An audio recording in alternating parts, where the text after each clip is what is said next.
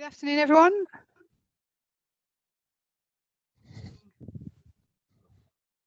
Everyone can hear me. Sam, can you hear me? Yes, I certainly can, Trish. Super. Well, in which case, I think we're all clear to kick off. If I can just on myself, very new experience coming at you from our sitting room. My name's Tricia Walker. I'm one of the partners in the employment law team at Burness Paull, and very pleased to be accompanied today by my colleague Sam Jones, one of our superstar up-and-coming associates.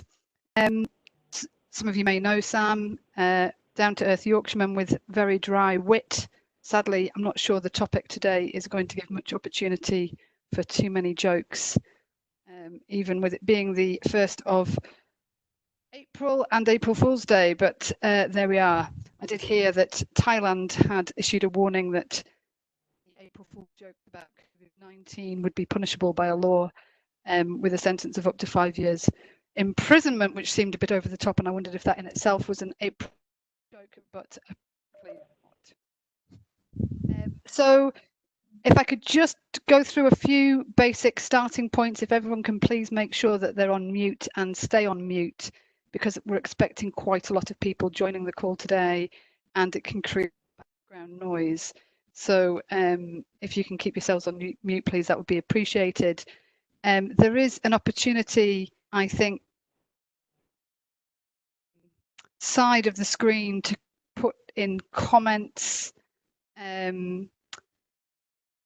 If you want to put comments as we go, we can try and get to those at the end if we've got any time for questions, although there is quite a lot to get through, so we'll just have to see where we are. We are planning on finishing the session today at 1:30.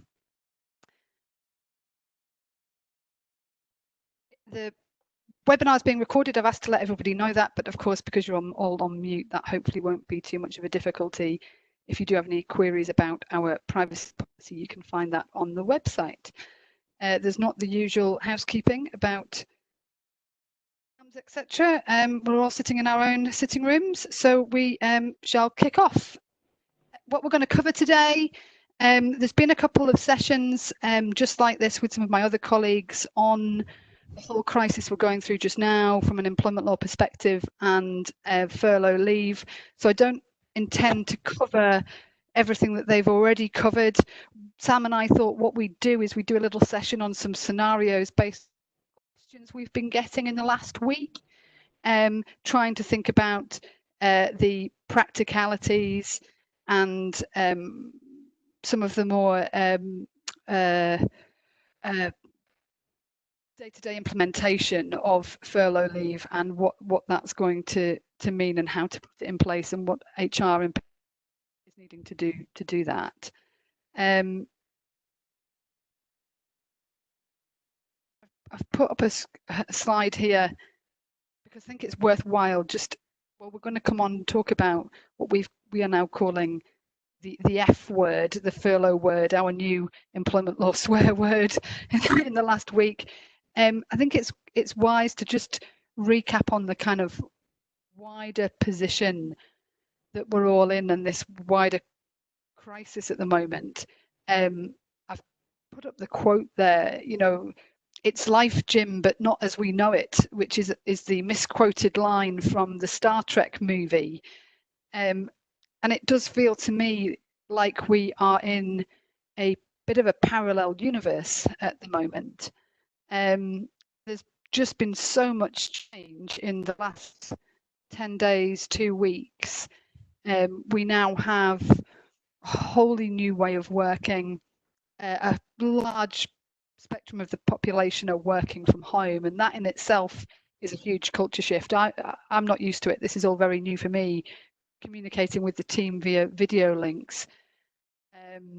What does beg a question as to in the longer term whether it's going to change and shift other ways of working. We're being told to avoid travel except from essential travel, and only to travel to work if you can't work from home. That's in itself created a bit of uncertainty and misunderstanding. There seems to have been different messages coming out from Westminster as to the Scottish government about what essential travel is and what work should be being done. We've heard just recently Nicola Sturgeon closing down building operations, which isn't being encouraged south of the border in the same way. So who should we be encouraging as employers to be still coming to work if they can't work from home? Is certainly a question that's still being grappled with. Of course, we've got some businesses that there is no work left at the moment because they've been shut down: pubs, restaurants, hotels, non-essential retail, and they're already dealing with the immediacy of this, of there simply being no work at all. Schools are closed. That's also creating difficulties. People who can work from home have also got, many have got children at home, they're having to homeschool. And how are they managing to juggle that? What are the expectations of the employer on employees in those scenarios? What level of work is expected? You know, this could go on for some time, is what we're hearing. How are those communications being handled? And, you know, those will be some case by case, but those that, again, are the kind of right here and now issues and HR concerns that we're speaking to clients about. So that's, you know, just recapping, as we all know, where we're at, and some of the background. Before we move on to what we're calling the F word, the furlough word, I also just thought it would to give some general guidance. We say this almost in every context when we advise clients about employment law matters. Communication, communication, communication. Everybody is extremely anxious at the moment. Anxious about whether they're going to be put on furlough leave. They're anxious about whether they're not going to be put on furlough leave. They're anxious about what work they can do from home, how they're being measured about that work. They're anxious about the sustainability of the business that they work for, whether they're going to get paid. There's so much uncertainty and anxiousness around. Communications are really key, and communication well and as much as you can would be our general advice. But get those communications right. So don't rush out with things, because often if that's done, particularly to a larger workforce, you can create even more confusion. So take your time, take advice, talk to colleagues, talk to us if needs be, and get those communications right, because they'll be very important. We're moving on to talk about the furlough leave, which is, and from our team, and speaking even just this morning to the team, that is what most of our queries are about at the moment. So that's why we're focusing mostly on this webinar on that topic. But the rest of the HR role doesn't go away, and there's bigger picture planning that you shouldn't take your eyes off either, as far as looking further down the line, being aware as to the financial planning, the financial position. What feeds into that, of course, is redundancy costs. Sadly, you know, this is all arrangements. The furlough leave is trying to avoid redundancies, but there's all sorts of things going on in the business world and the business you're working in, which, with or without the COVID-19 crisis, might still be needing or requiring you to make changes to the business. Sam and I are both based in Aberdeen, and the oil industry is a classic example. The oil prices just crashed recently, and even without COVID-19, businesses would be thinking and looking about potentially making redundancies. Work is dropping off, contracts are being lost. So it doesn't mean that everything else necessarily stops. Keep your eye on everything else that's going around. Plan for what's coming. Plan for, if furlough leave is imposed, what happens when that comes to an end. Plan for people taking holidays. Just plan ahead in the normal way that you would ordinarily do that as well.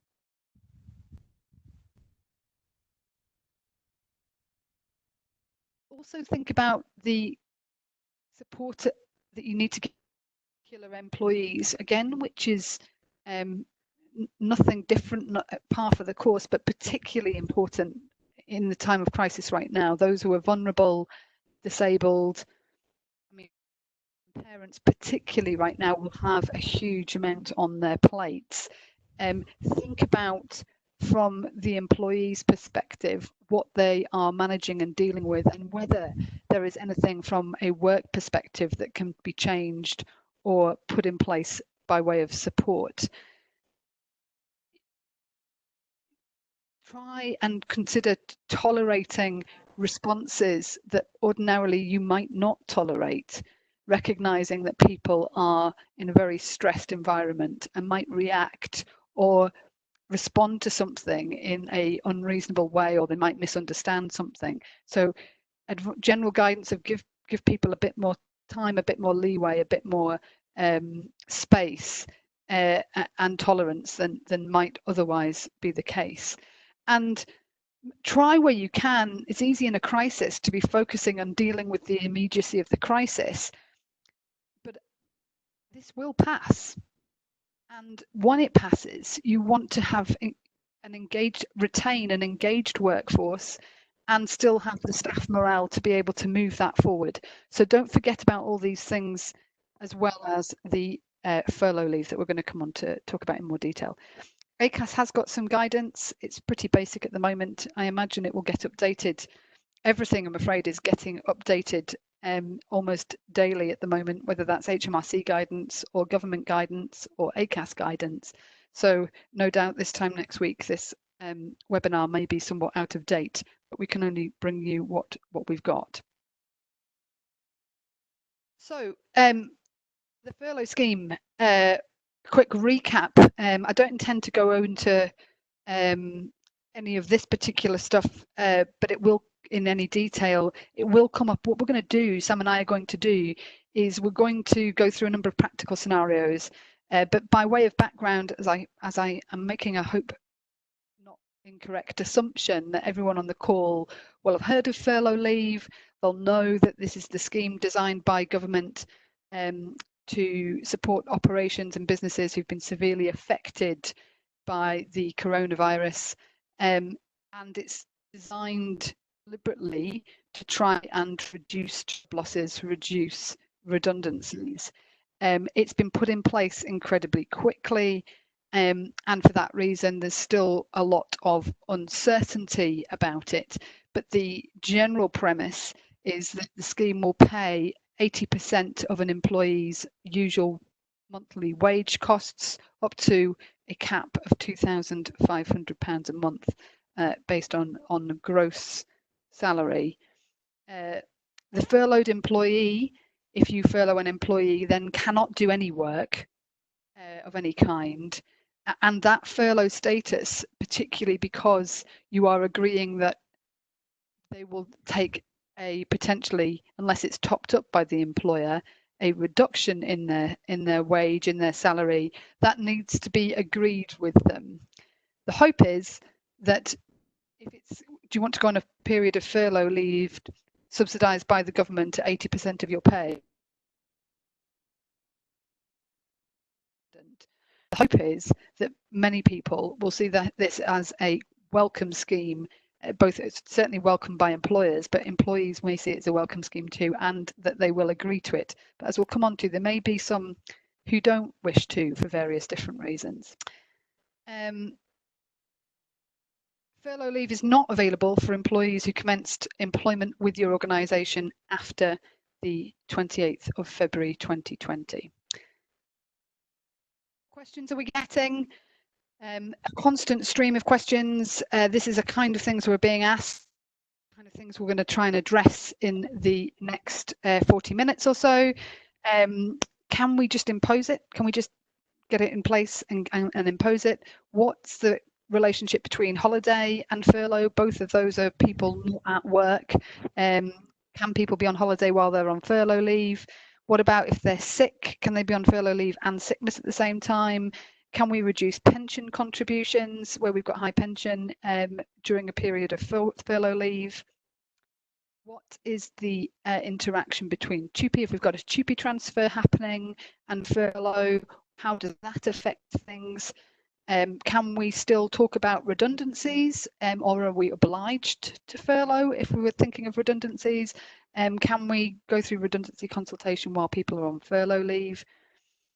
How do we get people, or does this impact on having conversations with people about saying, well, we've got a reduction for the work, but there's still some work to be done. Can we agree with you a reduced hours or reduced pay? How might this arrangement affect those types of discussions? And what's included in the 80% pay? So that's maybe if we just crack on and look at the first scenario. So there's 10 to 12 of them, so we'll try and get through as many as we can, and if we've got time left over at the end, we will have some questions. So Sam, this scenario is a client of ours who's a large employer. I should say these are all anonymized, and whilst they're based on queries we're getting, there's nothing specific to any particular client, effectively fabricated, but based on stuff that we're seeing. So this scenario, a large client intends to furlough all of its 80 employees who are working in their sales division. Our client has told us that unilaterally impose the furlough leave for all its staff, simply wants to call them up and tell them over the phone that they're being furloughed. The HR contact who with us has said that she's a bit concerned about this proposed approach, and she's wanting a bit of advice on that. She's concerned because imposing the furlough leave will mean that employees will suffer a pay cut, and the company should perhaps be collectively consulting with elected employee reps for a period of at least 30 days before they then impose the furlough leave. Know whether there's any risks of just doing that unilaterally without the agreement of the employee, and if there's any records that she ought to keep. So maybe Sam, hand this one, and we'll do time and what scenario about. What do you think of this scenario? Cheers, Trish. Yeah, so I think the first point to note is on the verbal notification that would not be sufficient, and the HMRC guidance is quite clear that an employer needs to notify employees in writing that they're being placed on furlough leave, and to keep a record of that written communication, which might need to be exhibited to HMRC further down the line. And the scheme also does envisage agreement being sought for employees to being placed on furlough leave. And obviously there are two types of agreement. One would be getting the express consent of the employees for them to be placed on a period of furlough leave. And one other option would be to impose the leave and try and rely on implied consent if you place people on furlough leave and they happily accept the reduced rate of pay without any complaint. But our advice would be that where it's operationally feasible for you to do so, seeking express consent from employees is always the better approach. I mean, I don't know if you've got any further thoughts on that, Trish. I suppose, I mean, we've been helping clients with drafting letters saying, you know, setting out a bit of the background and saying we are proposing or we're inviting you to accept a period of furlough leave. And sometimes the advice is it's sensible to set out what the alternative might be, which is otherwise we might have to talk about redundancies. And if you just say, you could say in that letter, if we don't hear back from you, we'll assume to it. And I think sometime down the line, if people haven't said anything,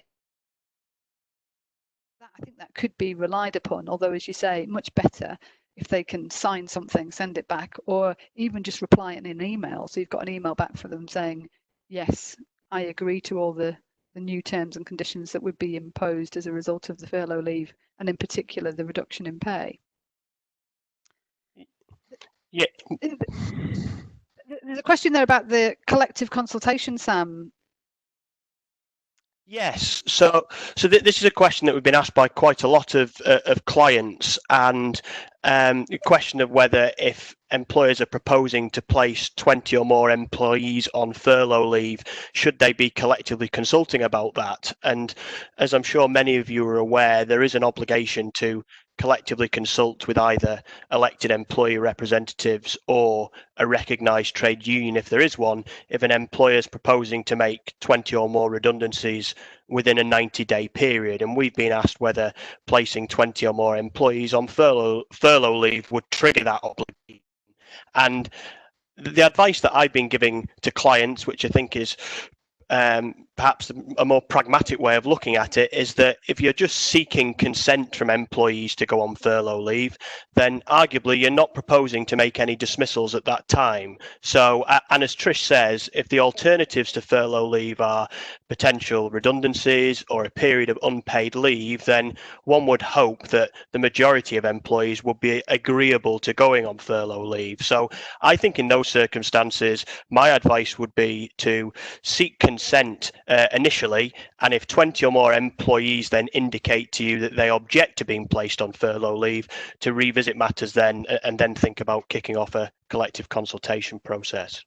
Yeah, I agree, Sam, and I think that is absolutely the right approach. And for that reason, just to sort of tell people, certainly just to tell them verbally, does have an element of risk attached to that. It's perhaps not the best approach if you can avoid it. And I suppose it's worth mentioning that if an employer does just impose it, you run the risk. People might say, well, what is that risk? What are the claims that people could make?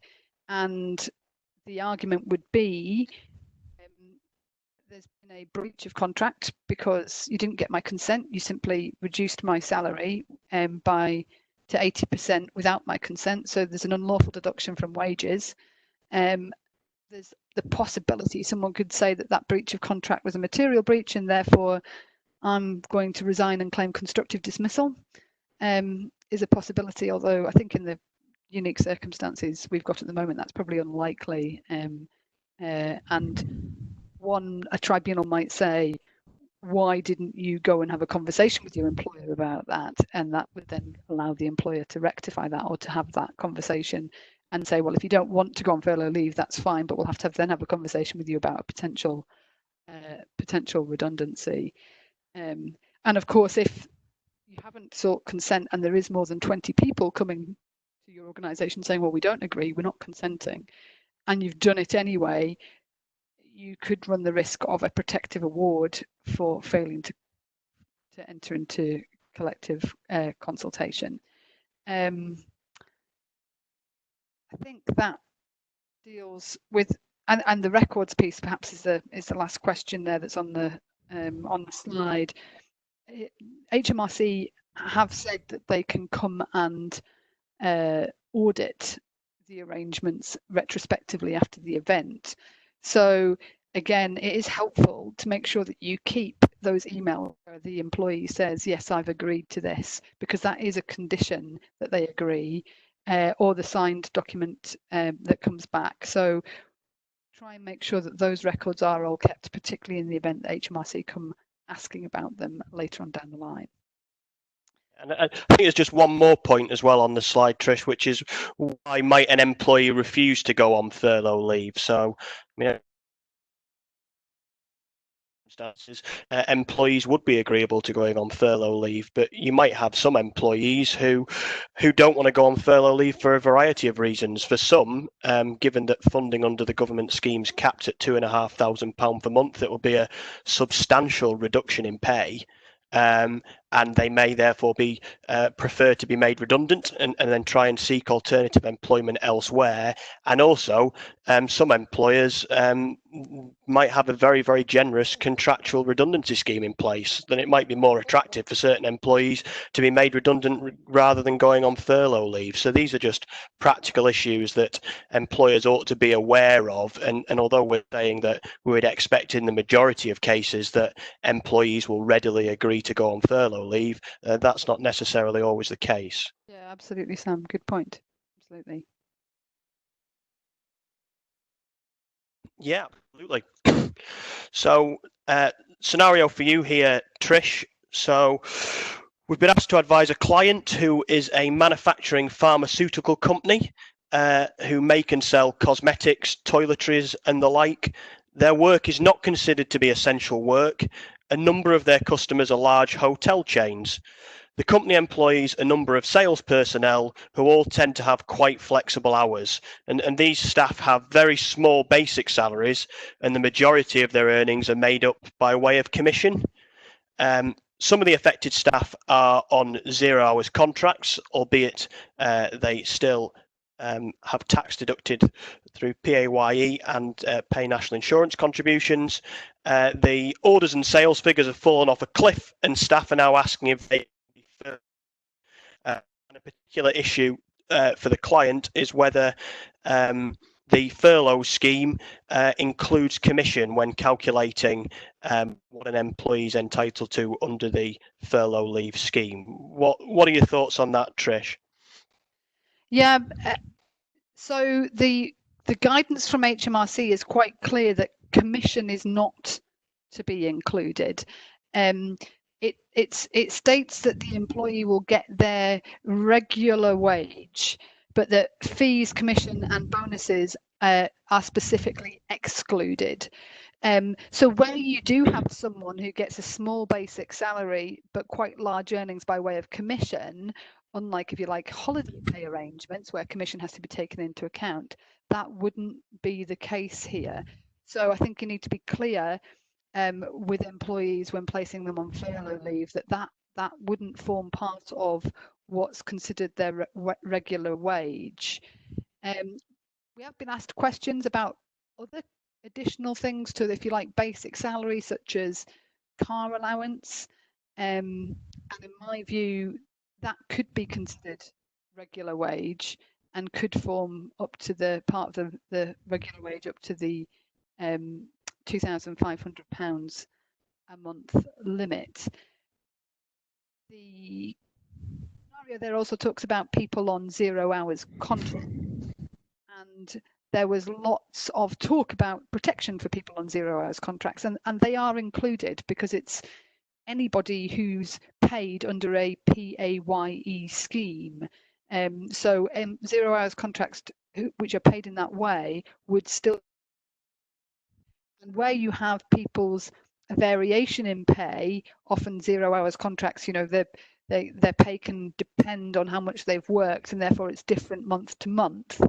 The way in which that's calculated is to look at what they earned, either the higher of either what they earned in the same month last year or an average monthly earnings over the last 12 months. So they still would be included. And do you think there's a practical point for clients here, Trish, and employers to make sure that you're being quite clear in your furlough leave letters what elements of pay are going to be included? Because otherwise there's a risk that an employer might promise the payment of sums that ultimately can't be reimbursed through the job retention scheme. Yeah, and for that reason, letters placing people on furlough leave need to be quite carefully drafted and considered, because you might well be making an obligation in that letter to continue something. And the scheme with HMRC is simply a reimbursement scheme. It's paid from HMRC back to the company. There's an expectation that everything you receive from HMRC will be then passed on to the employee. But if you've promised something more than you're able to get reimbursement for, you may still be on the hook for the difference. As well, Trish, as far as 0 hours contracts are concerned, do you think it's more of a sort of industrial relations and public relations issue for employers to of the furlough leave scheme as far as they're concerned? Because some clients have quite rightly said to us, well, we're not under any obligation to offer any work or pay 0 hours workers, so why do we not just simply notify them we've not got any work available for them at the present time? What are your thoughts on that? Yes, there's no obligation to place people on furlough leave, but this is a government scheme that could allow and it's designed deliberately to allow people to continue to have income, to continue to have a wage in the meantime. So the other side to that coin might be, why wouldn't you? Why wouldn't you allow somebody the ability to take advantage of this scheme if they can, and if you're able to facilitate that? I absolutely agree with that, Trish, and I think it doesn't look great for an employer to be denying eligible 0 hours workers access to the scheme when it's not going to be costing them anything. Yeah, indeed. There was a question there, I think, that just popped up. Sorry, I don't see them all, but one caught my eye about shift allowances and whether those would be included. And my view, and I should say, Sam and I don't have all the answers to this, and we can only comment on what guidance HMRC and the government are providing. My view is that regular shift allowances that are paid regularly would form part of an employee's normal or regular wage, and so that those would be included. Do you agree with that, Sam? Yes, I do, Trish. I think unless a payment falls within one of the specifically excluded categories, so commission, fees or bonus, then yes, I agree that it would be taken into account. Okay, let's move on because we've got a few to go and it's 1:05 already. So scenario 3 that we're looking at here, in this scenario, a new corporate client has approached us for advice due to a sudden upturn in work in late February, before this was really kind of taking hold, this whole crisis. The company hired a number of new employees and they all started work on the 25th of February. The new start employees signed contracts on their first day of work, and the company has copies of those signed contracts. Their usual payroll run, however, doesn't go until the 20th each month. And so the employees that were hired as of the 25th of February didn't receive their first pay packet until the 20th of March. Now, unfortunately, due to COVID-19, work is drying up and the client is looking to reduce and cut costs. They're considering placing all these new employees on furlough leave as an alternative to dismissal. However, HR has got in touch because they were speaking to one of their internal accounts clerks who said, I'm not sure you can place these new employees on furlough leave because they'd not actually been paid anything by the company by the 28th of February, the end of February. They weren't paid until March because that's when the payroll run, their first payroll run happened for those employees. What do you think, Sam? Do you think they'd be covered by the scheme? They were employed before the end of February but not paid until March, and there's limitations on that. What's your view on this one?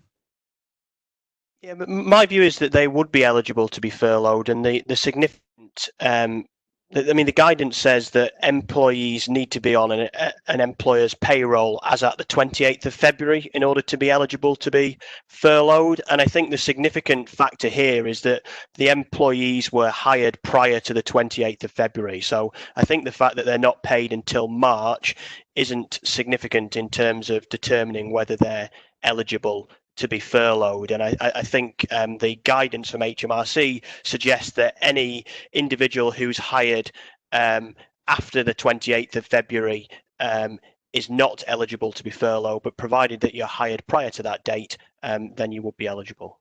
Yeah, so the fact you haven't actually, if you like, quite been on payroll, and I think that's a bit confusing for some people, isn't what's determinative. It's when you were hired and started work, and if you were hired and started work before the end of February, you could still be covered.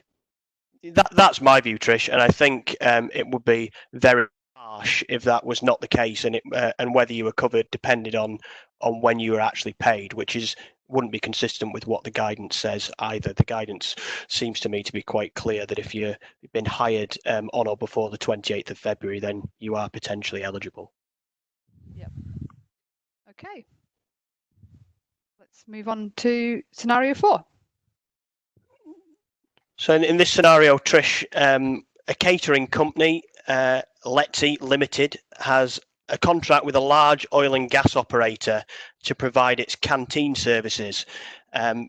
The oil and gas company was unimpressed with its previous caterers, and Let's Eat Limited was successful in securing the contract in a tender exercise, and it won the contract 3 months ago.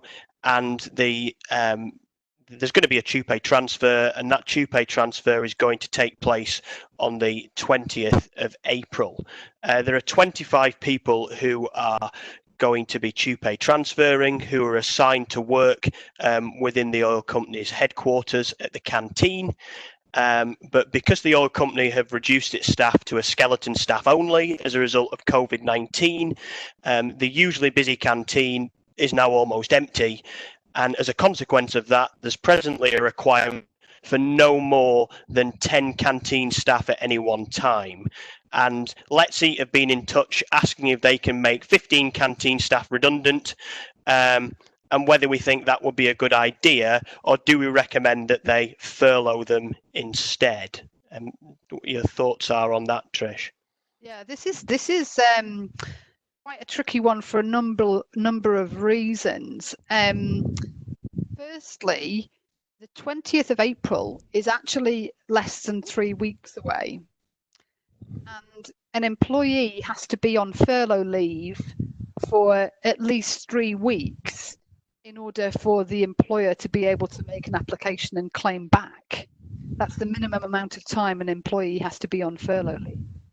So if Let's Eat furlough these individuals, it's likely they won't qualify under the scheme, and Let's Eat will then be obligated to pay them their full pay because they won't have terminated them, they won't have agreed anything otherwise, or they may be obligated to pay the 80% of pay, which they then can't claim back because they can't demonstrate to HMRC that they've been furloughed for at least 3 weeks.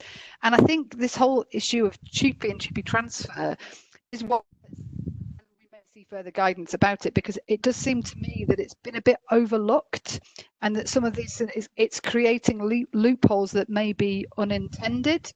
And so Let's Eat could say, listen, right now there's a genuine reduction in requirement, we're not under any obligation to place you on furlough leave, and we're going to make 15 people redundant.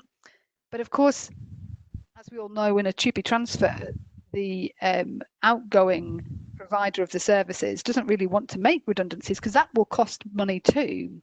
That will cost Let's Eat notice costs and redundancy costs, which it likely can't pass on to the new provider, Fast and Furious Food Limited.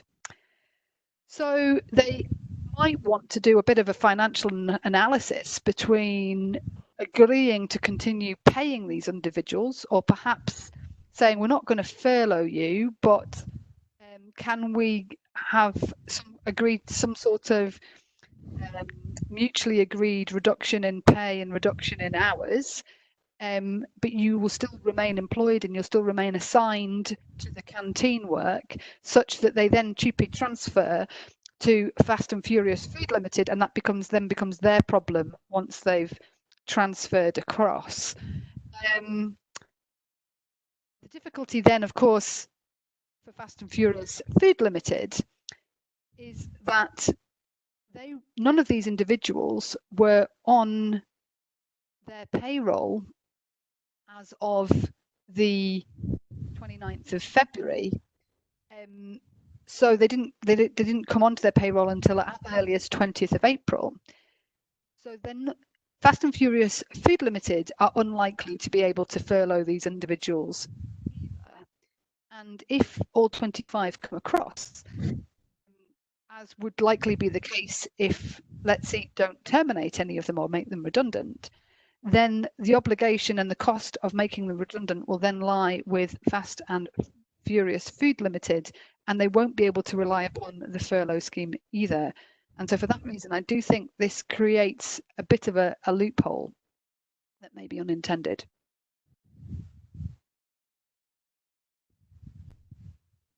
I'm going to keep on going because I'm conscious of time. Sam, the next one is a scenario where a managing director has recently decided that she wishes to top up furlough leave to pay 100% of salary, but just for a select group of her favourite employees. And so she's given you a call to say, what do you think about that? I suppose, looking at it at a simplistic level, Trish, you might think, well, what's the problem with that? Because we're not obliged to place anybody on furlough leave. It's an option that we have. And also, we're not obliged to top up pay to 100%. That's just an option that we have. But I do think that it creates potential difficulties if you're treating employees inconsistently, both from an employee relations perspective, that it might create some ill feeling, and also potentially you might get claims raised on the basis that it might be seen to be a breach of trust and confidence, potentially, to treat employees inconsistently in those circumstances. And in my experience from doing tribunal advocacy, the implied term of mutual trust and confidence can generally be as broad as the particular judge dealing with the hearing wants to make it. But again, I think it all depends on the particular circumstances, and if an employer decides to top up furlough leave pay for some but not others, and it's not just done on the basis of favouritism, but there's a good reason for that, either to reward long-serving staff for loyalty or to top up the pay of some of the lower paid employees so that they've still got enough money to live off, then that's something that might create less of a risk and might be justifiable. Yeah, I think you could also have an employer saying this person earns a whole lot more than £2,500 a month, and actually this is going to be a huge hardship for them to limit it to that. So for anyone who earns in a certain salary bracket, we will maybe not top it up to 80%, but maybe for them make sure it's still 50% or something like that. And again, there could be some rationale as to why that's being in place. I think the loyalty piece is good, is one that many employers might think about. The only caution there is, of course, is if it's based on length of service, there could be a potential indirect age discrimination piece, albeit that could be justified, I suspect. Yeah, I think you probably have a decent argument of being able to objectively justify that. But yeah, absolutely right to flag that. Scenario 6. Scenario 6, a client who runs a small retail business has been in touch. The whole business is currently closed, and your client has placed all of his small team of employees on furlough leave on 80% of their normal pay for an initial period of 6 weeks. Your client's concerned about the impact on the business of all staff having lots of holidays to use up in the second half of the year. To deal with this issue, your client has directed that all employees will be on furlough leave for the next 2 weeks, then holiday for 1 week, with that cycle then being repeated. During periods of holiday, employees will continue to be paid at the reduced furlough leave rate of pay, so 80% of pay rather than full pay. One of the employees has complained that your client cannot force him to take holidays during furlough leave, and that your client has to pay him his usual pay during holidays and not reduce furlough leave pay. And this is something that we've been asked by clients quite a lot, Trish, so I don't know what your view is on that. Yeah. The interaction between annual leave and furlough leave is being hotly debated, and the difficulty is that the government really hasn't addressed this in its guidance. So the starting point for me is that an employer can direct employees to take annual leave. Under the working time regulations, it needs to give twice as long by way of notice as the time that they want them to take. So if you want to direct an employee to take 1 week of leave, you need to give them at least 2 weeks notice of that.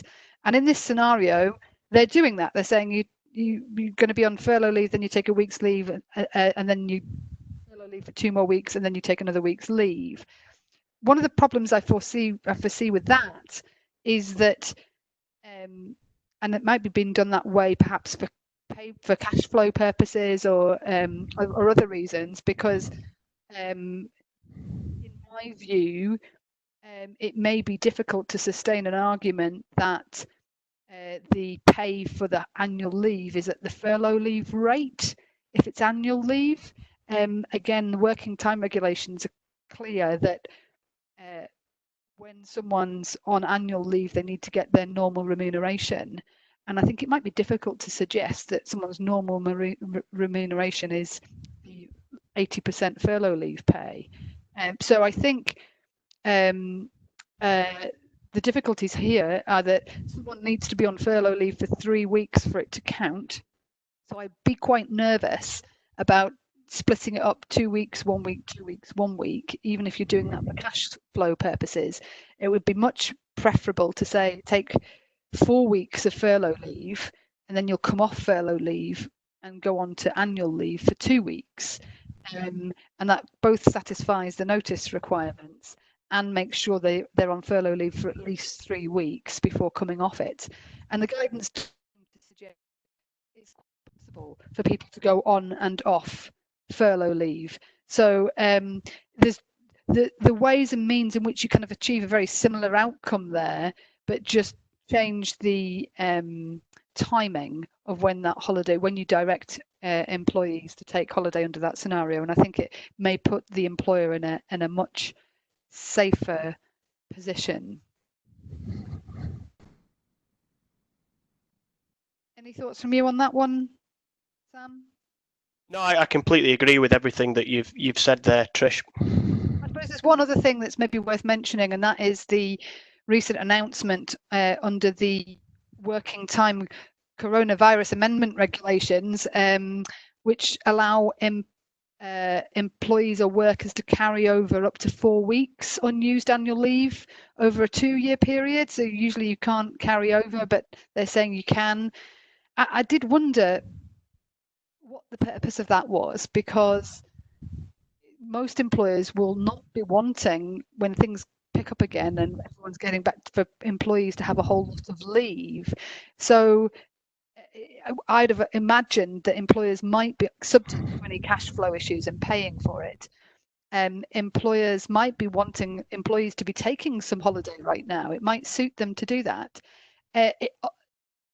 That said, I do wonder if these new regulations saying you can carry it over may be more directed at key workers, so NHS workers and people who are needed right now and for whom there might be a view, please don't go on holiday just now, please save your holiday till later. And then it gives a provision that says, and you can carry it over, so you don't need to worry about having to take it all before the end of the year.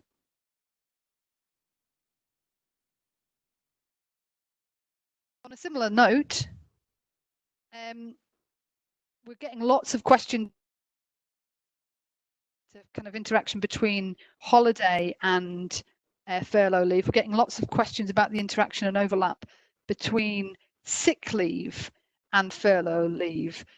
So in this scenario, we've got a large oil and gas client, and they offer very competitive and generous salary and benefits packages. And as part of their standard package, there's a generous occupational sick pay scheme, which pays full pay, full sick pay for up to 26 weeks in any 12-month rolling period. The company warned employees that redundancies were possible, and as an alternative to redundancies, a number of employees have agreed to be placed on furlough leave. The furloughed employees are all being paid £2,500 a month. They're all quite highly paid in the oil and gas world of this client, and that represents that £2,500 actually represents for them much less than 80% of their usual monthly salary. Some of the employees on furlough leave are now coming to the company and saying, oh, we're experiencing symptoms of the virus, and because we are now sick, we want to get full pay, please, under the company sick pay scheme. And of course, that puts them in a much better financial position than it would if they were just in receipt of furlough leave pay only. And the client here is worried about the cost of this and the precedent it might set, and asking for advice on whether employees can do this and whether they're obliged to pay full sick pay, and if there's anything they could have done differently to maybe mitigate that.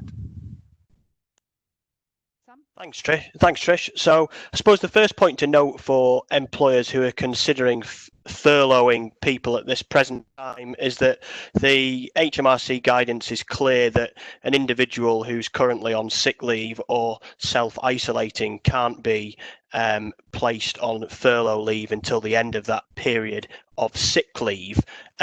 Suppose if a period of furlough leave's already started and an individual, there's a question as to whether an individual can even be on sick leave potentially when furlough leave has started, given that sick leave is generally when somebody's incapable of performing their duties under the contract, and an employer might have an argument that during furlough leave the employee wouldn't be required to carry out any work in any event, so it's not possible for them to be on sick leave. But that's not clear cut, and I can certainly see arguments the other way, and I think that the way that the employer could have mitigated the risk in this circumstance, if it's got a generous occupational sick pay scheme, is to agree with employees who are being placed on furlough leave that those generous occupational sick pay terms won't apply during furlough leave, and that comes back to why it's advisable to try and get express consent from employees to go on furlough leave, because you can then agree with them that specific benefits will not apply if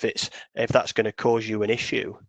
So, and by that you mean, Sam, when you issue the letter inviting people to agree furlough leave, include in that letter a specific provision, say you agree that the sick pay leave provisions also won't apply during furlough leave. Absolutely, yes. I think that's a very good idea from an employer's perspective if you do have a very generous sick pay scheme, and this issue might rear its head. So just to be crystal clear, that the employees are agreeing that the terms of the sick pay scheme will be suspended during furlough leave. And there may be other benefits too that the employer may want to suspend or not pay out or provide during a period of furlough leave. One that I've had questions about, or one that I expect employees will have a great interest in, is life assurance, for example. They might want some comfort that if they go on furlough leave, that will still be provided because of the uncertainty in the position we're in at the moment. I suppose the only other thing to mention on this one might be that if people are entitled to SSP, then of course, if you place them on furlough leave at 80% of pay, SSP is probably going to be much less than that. So there's really no incentive at all for someone who's just entitled to SSP on furlough leave to call up and say, oh, by the way, I just need to let you know that I'm now sick, so I should be on sick leave rather than furlough leave. And I suppose the time that might raise its head is if the employer then said, well, we're now ceasing furlough leave and you need to come back to work, and actually they're suffering and not able to come back to work and ill, but haven't told the employer, because why would they? Because they would just suffer less pay. Yeah.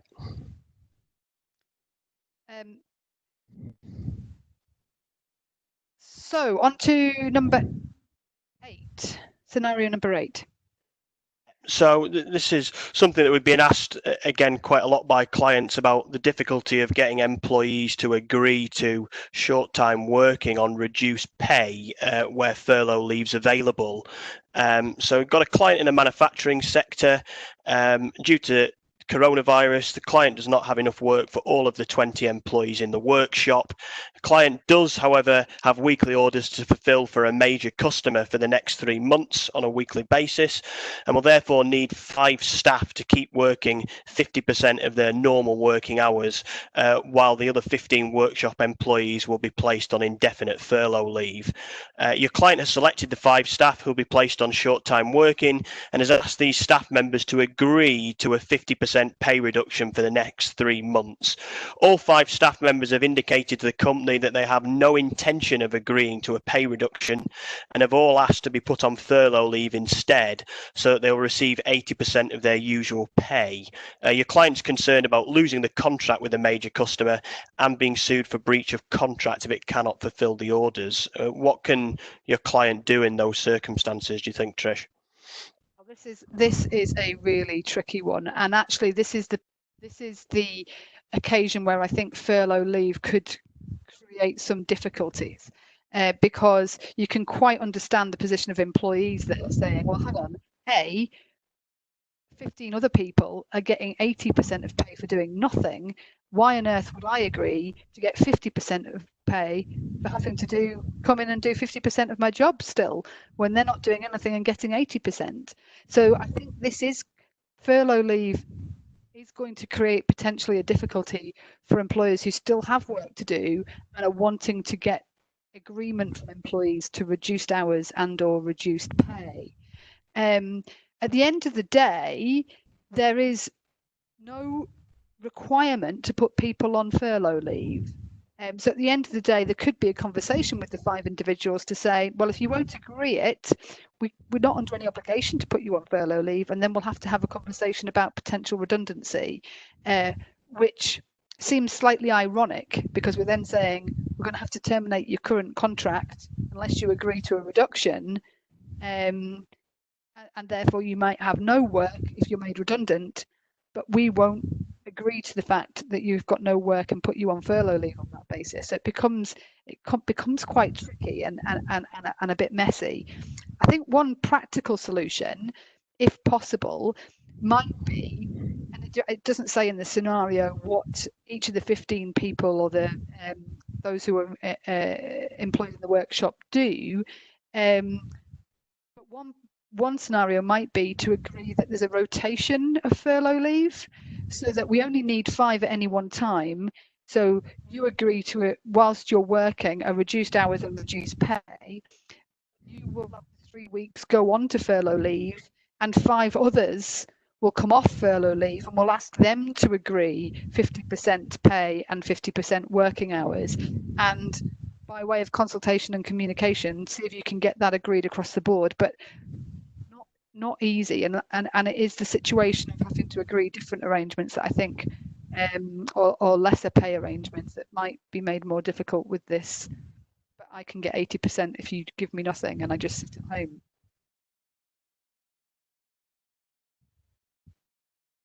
I think just for those on the call, I'm conscious it's 1:30. We've got a couple more to go. So, Sam, are you happy and able to just stay on a little longer to get to the arrangement? Yeah, that's no problem at all, Trish. Obviously, if people need to go and we can't see you anyway, so then just fall off the call. Any feedback, and if you've got any other individual queries or you're needing specific advice, then please don't hesitate to get in contact with either Sam, myself, or anyone else in our team. And you will look over the questions that we may not have got to, that you may have been posting as we've been going at the end as well. So on to. So this scenario is a client is an engineering firm with 10 based office engineers and 10 field-based engineers. The office-based engineers can work from home. The field-based engineers cannot work from home. And as a consequence of COVID-19 going forward, the company has an overall reduced requirement for engineers generally. They expect that they will need 5 of the office-based engineers to remain in work and 2 of the field-based engineers to remain in work. And they're hopeful that after this whole crisis has passed, that work will pick up again, but that might take many months. So they are wanting to furlough 5 home office-based engineers and furlough 8 field-based engineers. And those who are not furloughed, they're expecting them to continue to work full time. And 2 of the office-based engineers currently working from home have expressed that they're struggling a bit, working from home and also trying to homeschool their children. And one of the field-based engineers is known to suffer from bad asthma. And they've come to us because they are just wanting some guidance on, well, we need to retain 5 office-based engineers and 2 field-based engineers. How do we go about selecting who we retain and who we suggest goes on furlough leave? What about that one, Sam? Yeah, this is a difficult issue in practice, and one that I expect we're going to be asked about quite a lot. There's some suggestion amongst some commentators that an employer should go through some form of selection process in the same way as you would in a redundancy situation. But given that the whole point of placing employees on furlough leave is to avoid having to make redundancies, and there's often a time critical nature to it, I can see why that wouldn't be an attractive approach for most employers. I think one thing that the employer in this scenario needs to be careful of is potential discrimination risks and making assumptions about people's suitability to remain at work without any underlying medical evidence in the case of the individual with asthma, or without having had a discussion with the employee who with the childcare responsibilities. I think that furlough leave may actually be an attractive option for some employees. Employees have different priorities. Some would prefer to remain at work on full pay. Others might be quite happy to agree to a period of furlough leave. So in the first instance, one option for the employer might just be to ask for volunteers. You had a client and did exactly that. Is that right, Sam? That's absolutely right, Trish. Yeah, they asked for volunteers, and happily, worked out well for them. The number of volunteers matched exactly the number of employees they were hoping to furlough. But there are actually a number of employees who came forward and volunteered for furlough leave who the client in that case hadn't suspected would be interested at all. So I think it's definitely worth exploring whether people will be interested in volunteering for furlough leave. If that doesn't if there are not enough volunteers, then I suppose the employer has a decision to make. And one option might be, if you've got more volunteers, perhaps, than you're looking for, would you just draw lots to decide who goes on furlough leave? Potentially, that might be a fair and neutral way of going about it. Do you consider rotating furlough leave in the way that Trish discussed in the previous scenario? If, on the other hand, you've not got enough volunteers, you have to think about how you select who goes on to furlough leave. And I don't think that an employer is restricted with regards to selection in the same way as in a redundancy situation, because there's obviously no obligation to furlough employees. It's just an option that's available to the employer. But I do think that employers need to be careful about making sure that if they do select certain individuals for furlough leave but not others, they can probably expect questions to be asked by employees, so they need to be able to justify those decisions if necessary. And I suppose there's a decision for the employer to make in those circumstances as to how much detail do they give about why certain people have been selected for furlough leave and others have not, because I suspect for a lot of clients, and certainly in this case with the engineering firm, there may well simply be a desire to just retain your best and most efficient performers, which the HMRC guidance, provided there's no discrimination involved, would suggest you're able to do. But there's then that difficult employee relations issue of how you communicate that to staff. Yeah, there's also the question here of someone who's got an underlying condition, and the government saying that those who have serious health conditions, of which asthma I think is listed as one, that they are considered vulnerable and should take extra precautions to shield themselves. So employers may be mindful of that and say, we want to. It's tricky because I would say you might want to absolutely be making sure you're having a conversation with the client, so with the employee about that, and potentially taking medical advice too, because you may not know the detail as to the severity of any condition that they actually suffer from. I did have a client who had two underlying conditions, and so they thought that it would be the safest thing for that individual to be furloughed, but the individual didn't want to be furloughed, and they were quite apprehensive about their mental health if they were on their own. They had no other support network if they were to be sent home on their own with no way of support about that. So sometimes scenarios aren't quite as you might expect them to be, or people that you think would appreciate furlough leave and being sent home, actually it not being their favoured option. So certainly agree that asking people in the first instance is a sensible starting point, and then take it from there. Time, we'll move on quickly. Scenario 10. Yeah, So this one is: can an employer proceed with redundancy proposals and consult with staff about redundancy proposals where the affected staff or some of the affected staff are on furlough leave? Yeah, so this is again a regular question. There's no obligation to do so, but you can quite imagine that employees might say, my dismissal was for redundancy was unfair because you could have made use of this government scheme. You could have continued to retain me and pay me something, and you didn't. You didn't give consideration to it. So I think at the very least, if you're just going to go ahead with redundancies anyway, an employer needs to be clear as to why and what the basis for that is. And it still may be quite legitimate to say this is actually the reduced requirement is nothing to do with COVID-19, and we need to reduce our head count, and we don't expect any increase in this. So furlough leave is not going to provide us with any solution because that's not the cause of the reduction in work. There's then an additional question that if you have furloughed staff, once they're on furlough leave, can you then consult with them? Let's just imagine they've been on furlough leave for 2 months. We've seen how much things can change in 2 weeks. It might be then that for whatever reason the business is needing to think about consulting about redundancies because it's quite clear, let's just say in the interim, sadly, the financial viability of the company has become clearly it's not going to proceed. Can you then consult with employees whilst they're on furlough leave, or do you need to take them off furlough leave in order to consult with them about redundancy?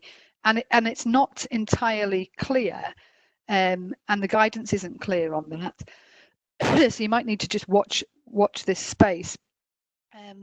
But of course, the hope is that from an employer's perspective, if that's the case, the situation they're in is that they could still use the 80% pay scheme, and therefore actually save them money, because that would be a neutral cost whilst they're consulting with employees, and therefore only bring them off furlough at the point that the redundancy is confirmed. Still need to get some further guidance on that though. Scenario 11, just 2 more to go, so we'll scoot through them quickly. Sam, this is a client in the hospitality sector, has ceased operations, of course, in accordance with the UK government guidance. They've placed their staff on furlough leave and have been told that they'll be paid 80% of their usual pay under the job retention scheme. The client in this scenario has a very generous occupational pension scheme with a 10% employer contribution. All of the employees on furlough leave have signed a letter to say that the level of employer pension contribution whilst they're on furlough leave will be reduced to 3%. So they've all agreed to that in the letter, the furlough leave letter. And that's also covered by the government job retention scheme. Pension contribution will be based on the reduced furlough pay as well, so it'll be based on the 80% rather than 100%. And the question is there any other risks in that scenario if they've got consent and agreement? Is that all okay? Yeah, so I think that from from an employment perspective that should all be low risk if you've got agreement from the employees. I think one thing for an employer to bear in mind, which might not be immediately obvious, is that where an employer 50 employees, and that's based on the number employed, not the number of employees in the pension scheme, there are certain collective consultation obligations under pensions legislation if you are proposing to make changes to the level of employer contribution to the pension scheme, and that can trigger potentially a 60-day consultation period, and a failure to a failure to engage in collective consultation as per those statutory requirements can be liable to enforcement action by the pensions regulator, and there may be a potential financial penalty for that. So that's just something that I think clients will need to bear in mind when making these decisions, appreciating that clients will often be needing to make decisions quite quickly about whether to place employees on furlough leave or not, and might simply not have the time to go through a full consultation process as the pensions regulator might expect. But it's certainly something to bear in mind when weighing up the potential costs of making reductions to employer pension contributions for employees placed on furlough leave. Yeah, just a bit of a disparity there. In I imagine the government could have changed that legislation, for example, but it hasn't. Pretty good. Yeah, and I suppose it remains to be seen whether the pensions regulator might take quite a benign approach in these exceptional circumstances, and one would hope that they might, but I suppose the bottom line is that can't be guaranteed. Yeah, indeed. Very last, which is just a very quick point on medical suspension, and the reason that I've put this in is because I did have a client where there was a recognised trade union, and the trade union was saying, oh, well, this is all because of an illness and health related reasons. So Section 64 of the Employment Rights Act applies here, and if people are medically suspended, then they're entitled to their full pay. Now, in that scenario, my view was that it was a bit of a try-on. The Section 64 deals with effectively hazardous substances or ionizing radiation or control of lead at work regulations, and it's quite specific to those regulations. So I think it was just a bit of a try-on by the union to try and negotiate top up to the 80% or other arrangements. But again, curious if anyone's still on the line and commenting as to whether any of you who do recognise unions, if any of the unions have been making that sort of approach to you, or if it's a general try-on by the unions or not. And separately, I've put on the slide there about pregnant employees, because if there is assessment that there's a significant risk to employees coming into work, and the nature of the work of that pregnant employee means that they cannot work from home, then there is the normal rules would apply under the Management of Health and Safety at Work Regulations 1999, whereby if a pregnant employee in those circumstances is medically suspended, then she would still be entitled to her full pay, but probably one of those ones that can be dealt with on a kind of case-by-case basis, looking at what she does, what the risk assessment is. And in my view, there's a difference between someone who you have risk assessed as being able to still come to work when they can't work from home, but she doesn't want to because she's pregnant. I think that's a different scenario to somebody who you've risk assessed as not being safe to continue to come into work on the grounds that she's pregnant, in which case that might be a medical suspension and full pay may be required to still be paid. So that's there's lots and lots of other things that we also could have included. So apologies if there's still queries and other scenarios. We've tried to cover as much as we can, and we've run over on our time. But if there are further queries or anything specific to a particular organisation, then as I say, please don't hesitate to get in touch, and hope that some of this has been a little bit helpful to some of you. So unless anything else from Sam and I, thank you very much. Thank you very much. Cheers, everyone.